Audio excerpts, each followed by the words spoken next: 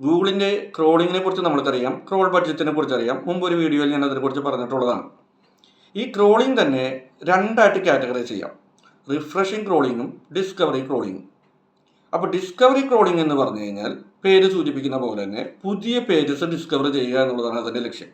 അതായത് Google ഇൻഡെക്സിൽ already ഇല്ലാത്ത പുതിയ പേജസ് കണ്ടുപിടിക്കുക, അത് ഗൂഗിളിനെ റിപ്പോർട്ട് ചെയ്യുക.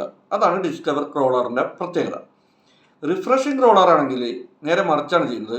ഗൂഗിൾ ഇൻഡെക്സിൽ ഓൾറെഡി ഉള്ള പേജസിൽ നിലവിൽ എന്തെങ്കിലും മാറ്റങ്ങൾ അയാൾ വരുത്തിയിട്ടുണ്ടോ, പുതിയതായിട്ട് എന്തെങ്കിലും കണ്ടന്റ് ആഡ് ചെയ്തിട്ടുണ്ടോ, എൻ്റർലി എന്തെങ്കിലും ഡിഫറൻസ് സംഭവിച്ചിട്ടുണ്ടോ തുടങ്ങിയ കാര്യങ്ങൾ ചെക്ക് ചെയ്യലാണ് റിഫ്രഷ് ക്രോളറിൻ്റെ പ്രത്യേകത. ഈ രണ്ട് ക്രോളിങ്ങും നമ്മുടെ വെബ്സൈറ്റിന് അത്യാവശ്യമാണ്. ഉദാഹരണത്തിന് നമ്മുടെ വെബ്സൈറ്റിൽ പുതിയ പുതിയ പേജസ് ഇടുമ്പോൾ ഗൂഗിളിൻ്റെ ക്രോളറിനെ അത് വേഗം കാണാനും അത് വേഗം ഇൻഡെക്സ് ചെയ്യാനും നമ്മുടെ വെബ്സൈറ്റിൽ നല്ലൊരു ഡിസ്കവറി ക്രോളിംഗ് ഗൂഗിൾ നടത്തേണ്ടതായിട്ടുണ്ട്.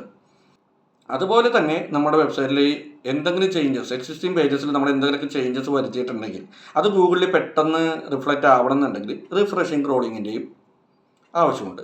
അപ്പോൾ ഈ രണ്ട് ക്രോളിങ്ങും നമ്മുടെ എല്ലാ വെബ്സൈറ്റിലും ആവശ്യമാണ്. നമ്മൾക്കിത് ചെക്ക് ചെയ്യാനായിട്ട്, അതായത് നമ്മുടെ വെബ്സൈറ്റിൽ എത്രത്തോളം ഡിസ്കവറി ക്രോളിംഗ് നടക്കുന്നു, എത്രത്തോളം റിഫ്രഷിംഗ് ക്രോളിംഗ് നടക്കുന്നു എന്ന് നമുക്ക് ചെക്ക് ചെയ്യാനായിട്ട് നമ്മുടെ ഗൂഗിൾ സെർച്ച് കൺസോളിൽ സെറ്റിംഗ്സിൽ ക്രോൾ സ്റ്റാറ്റസ് റിപ്പോർട്ടിൽ അത് അവൈലബിൾ ആണ്. രണ്ടിൻ്റെയും ചാർട്ട് സഹിതം ലാസ്റ്റ് 3 മന്തിൻ്റെ റിപ്പോർട്ട് നമുക്ക് അവൈലബിൾ ആണ്. അപ്പോൾ ഇനി തുടങ്ങി നിങ്ങൾ സെർച്ച് കൺസോളിൽ അതുകൂടി ചെക്ക് ചെയ്യുക.